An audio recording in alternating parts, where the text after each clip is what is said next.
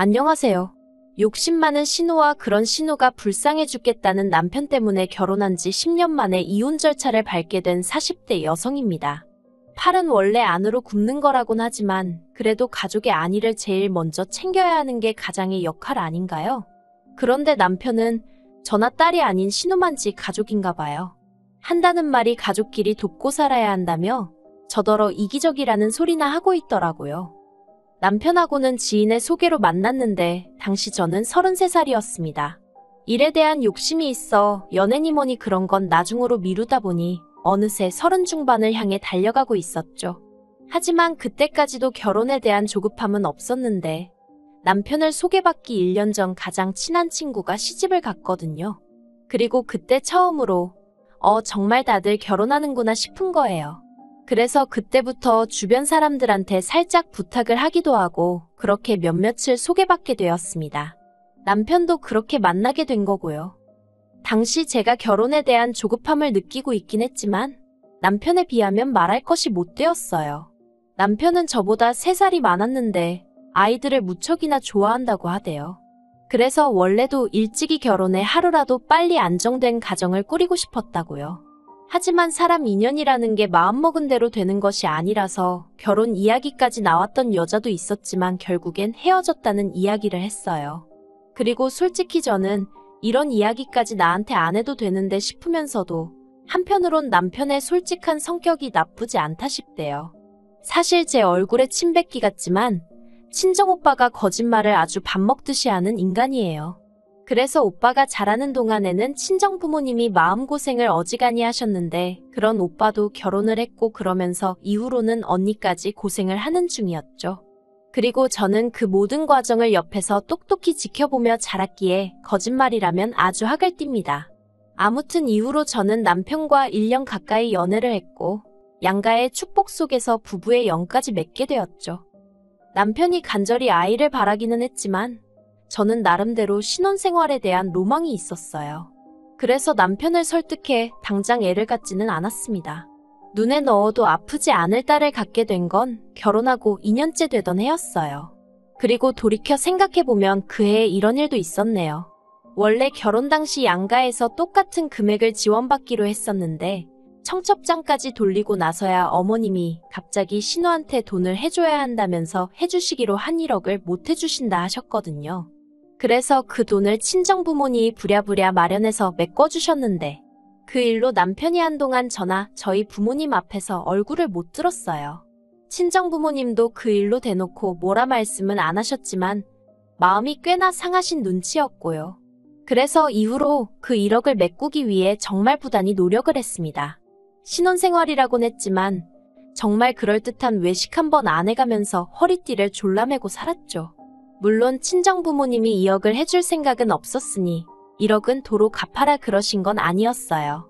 그저 저나 남편 마음이 그렇게까지 받을 순 없다는데 동의했었달까요? 그래서 친정부모님의 의사와는 관계없이 남편과 제가 알뜰살뜰 돈을 모아서 제가 딸애를 임신했던 해에 친정부모님께 갚아드렸죠. 그런데 이 일이 시댁 귀에 들어가면서 이상한 말이 나왔습니다. 어떻게 친정에다 1억이나 갖다 바칠 수 있냐는 거였죠. 황당했어요. 주시기로 하신 돈을 안 주셔서 남편과 제가 공경에 처할 뻔했던 걸 뻔히 아시면서 어떻게 그건 쏙 빼놓고 결과만 놓고 말씀을 하시나 싶어서요. 그래서 혹시나 오해가 있는 건가 싶어 어머님 아버님 그리고 신우까지 다 모인 자리에서 하나하나 차근차근 다시 설명을 했는데 어머님이 하신다는 말씀이 친정에서 그 돈을 기어이 내놓으라 하더냐는 거예요. 마치 저희 친정부모님이 닥달을 했냐는 식으로 물어보시면서 말해요. 놀란 제가 절대로 그렇지 않았다고 했어요. 실제로 친정부모님은 그 돈을 받으실 생각을 하지도 않으셨고 오히려 그 돈 때문에 저희가 한창 행복해야 할 신혼의 고생을 한다고 마음 아파하셨다고요.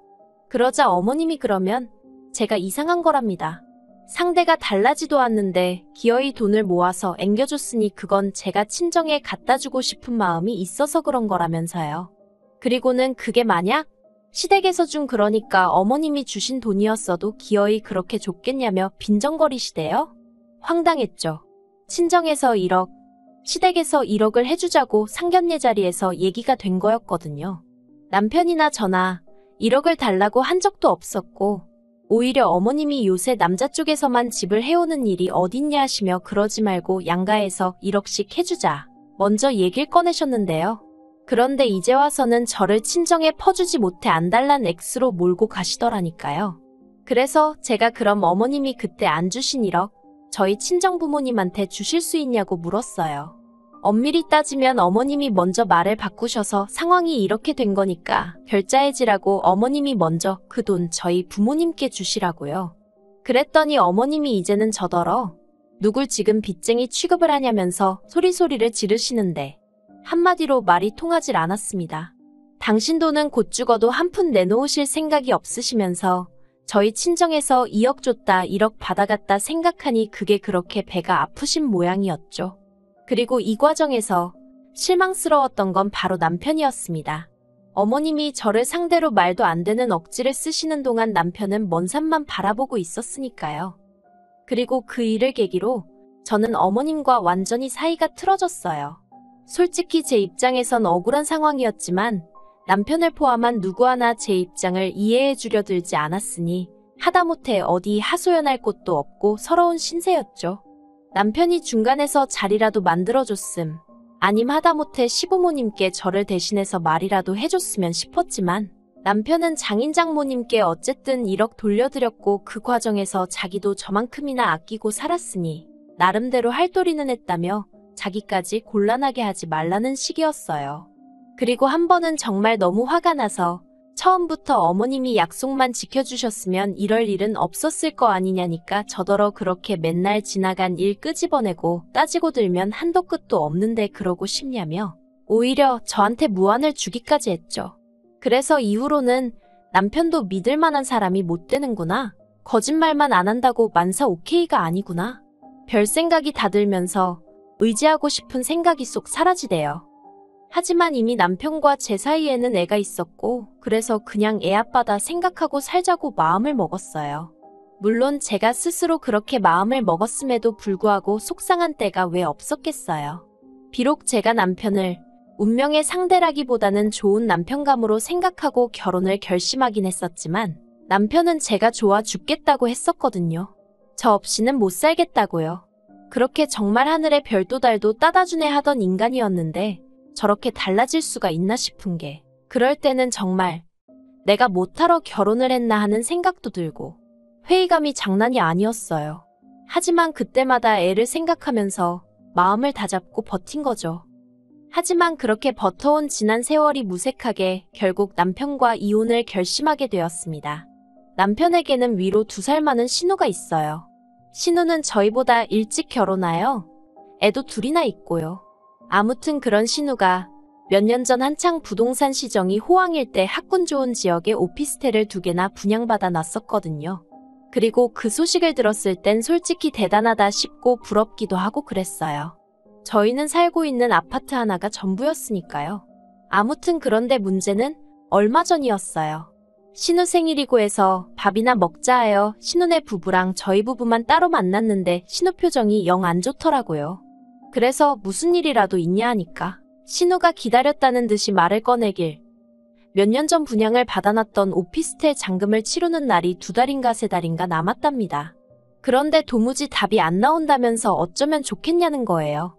그리고 그때 심해부가 저희 남편더러 잠깐 나가서 담배나 피자며 자리를 비웠고 그렇게 신우와 제가 단둘이 남게 되었는데 신우가 하는 말이 저더러 돈 좀 빌려주면 안 되겠냐입니다. 그래서 제가 그게 무슨 소리냐고 갑자기 무슨 돈이냐고 그랬죠. 그리고는 제가 돈이 어딨냐는 소리도 했어요. 실제로 저희도 아파트에 걸려있던 대출을 완전히 상환한 지 얼마 되지 않았던지라 수중에 가지고 있는 돈이라곤 싹싹 긁어도 2천만 원이나 될까 말까 한 상황이었거든요. 그래서 물론 그런 자세한 이야기는 안 했지만 빌려줄 만한 돈은 없다고 했어요. 그러니까 신우가 말 그대로 죽상을 하고는 하는 말이 요새 부동산 시장이 안 좋아서 마피를 붙여놔도 집이 안 나간답니다. 그리고 분양을 받을 때 넣었던 계약금도 대출이었다며 자기 정말 너무 힘들다고 하소연을 하더라고요. 사실 신우랑 저랑 사이는 좋을 것도 나쁠 것도 없었습니다. 제가 어머님과 사이가 안 좋았던 건 맞지만 그래도 신우는 딱히 어머님 입장을 대변하려 든다거나 그런 건 없었어요. 오히려 한편으로는 저희가 결혼하던 시기에 자기가 돈을 빌려가면서 일이 이렇게 됐나 싶다고 미안하다 한 적도 있었죠. 하지만 그렇다고 또 뭐 얼마나 가깝게 지낼 만한 계기가 있었던 건 아니에요. 실제로 신우랑 남편도 죽고 못 사는 남매 사이는 아니었고요. 하지만 그런 거 저런 거 다 떠나서 어쨌든 가족 간의 형제 간의 돈거래에서 좋을 게 없다는 건 제가 이미 오래전에 직접 겪어봤잖아요. 그러니 어휴, 빌려줄 능력도 안 됐지만 능력이 됐어도 해주고 싶은 마음이 없었죠. 그래서 신우한테는 사정이 딱한 것도 알겠고 이해는 되는데 정말 돈이 없다고 했네요. 그랬더니 신우가 한다는 말이 그러지 말고 아파트를 담보로 다시 한번 대출 좀 받아달랍니다. 저희가 대출 얼마 전에 다 갚은 건 들어서 알고 있다면서 그러니까 지금 다시 대출 받을 수 있지 않냐면서요. 그리고는 자기네 그 오피스텔 잔금 못 치르면 계약금도 다 날아가는데 그 돈이 7천이 넘는다며 자기들 그럼 진짜 큰일 난다나요. 그래서 제가 도대체 얼마나 필요한 거냐니까? 2억이랍니다. 어휴, 2억이 진짜 누구 집 똥개 이름도 아니고 막말로 그거 빌려줬다가 못 받으면 저희는 어쩌나 싶대요. 그래서 액수도 너무 크고 정말 어려울 것 같다 미안하다고 했어요. 그런데 신우가 왜 못 받냐입니다. 오피스텔 일단 잔금 치르고 부동산 경기 좀 풀리면 학군이 좋으니 금방 매매든 뭐든 될 거라면서 저더러 왜 부정적으로만 생각을 하냐고 그러지 말고 좀 자기 좀 살려달라는 거예요. 어찌나 신우가 매달려서 사정을 하던지 그래서 일단은 남편하고 얘기는 해본다고 했어요. 솔직히 얘기해보고 싶지도 않았고 제 마음이 달라질 것 같지도 않았지만 그렇게라도 말하지 않으면 죽어도 저를 놔주지 않을 것 같았거든요. 그리고 어느 정도 실랑이가 끝나갈 즈음 저쪽에서 심해부랑 남편이 들어오대요. 이후로 밥이 코로 들어간 건지 입으로 들어간 건지 모르겠는 식사를 마치고 남편과 집으로 돌아왔습니다.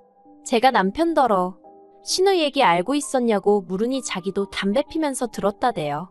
그래서 제가 난 싫다고 했어요. 있는 돈을 빌려주는 것도 아니고 집담보로 대출받아서 빌려주는 건 정말 아닌 것 같다고요. 그랬더니 남편이 하는 말이 자기도 저랑 같은 생각이랍니다. 그리고는 자기들이 그렇게 급하면 사는 집을 팔아서 그 오피스텔 잔금을 메꾸든지 해야지 왜 우리한테 그러는지 모르겠다고요. 정말 다행이다 싶대요.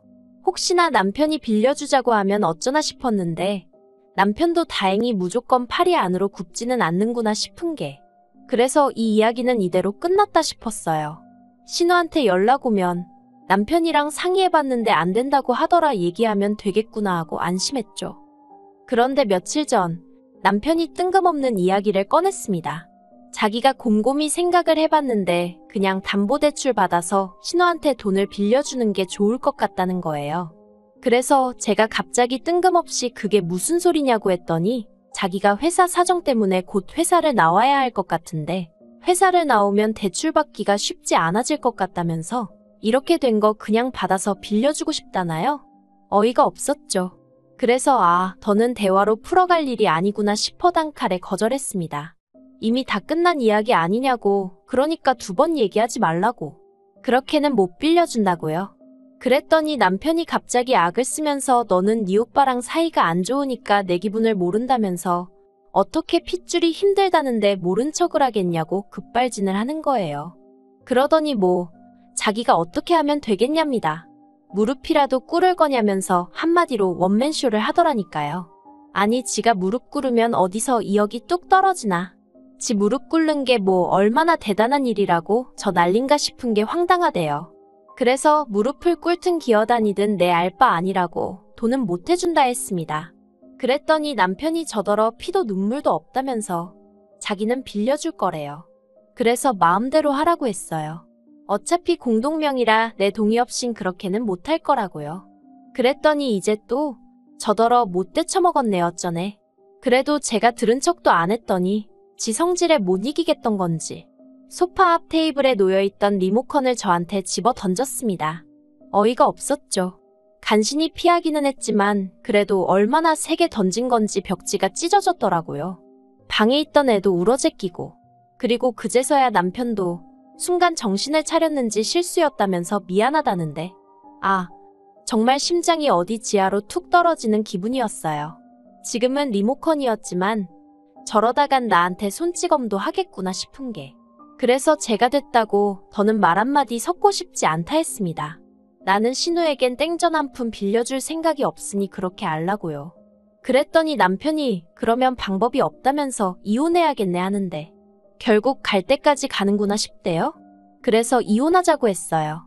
나도 더는 아쉬울 것도 없고 그러니까 깨끗하게 갈라서자고요. 그리고 신우는 옆에서 보고 듣는데 저게 정말 눈안가 싶은 게 지 때문에 동생네 부부가 이혼을 하게 생겼는데도 오로지 관심사는 언제 저희 아파트가 팔리나 그것뿐이대요. 하루라도 빨리 팔려야 자기네 잔금을 치룰 수 있으니까 그랬던 거겠죠. 한편 이 상황을 알게 되신 저희 친정부모님께서 저희 남편더러 아주 괘씸하고 생각 없는 놈이라며 저더러 그 2억 해줄 테니 아파트명에 가지고 오라셨어요. 하지만 솔직히 저는 아쉬울 게 없거든요. 신혼애가 잔금을 제때 치르던지 말던지 제 알바도 아니고 남편과 협의 이혼을 못하면 소송을 해서라도 할 생각이니까요. 그리고 무엇보다도 친정부모님이야 저희 사는 아파트가 앞으로 좀 오를 수도 있으니 제 명의로 두라는 말씀이셨지만 저는 이제 그 집에 미련이 없어요. 그저 빨리 팔아서 정리나 하고 싶고 어디가 됐든 아이와 함께 새 출발을 하고 싶은 마음뿐입니다.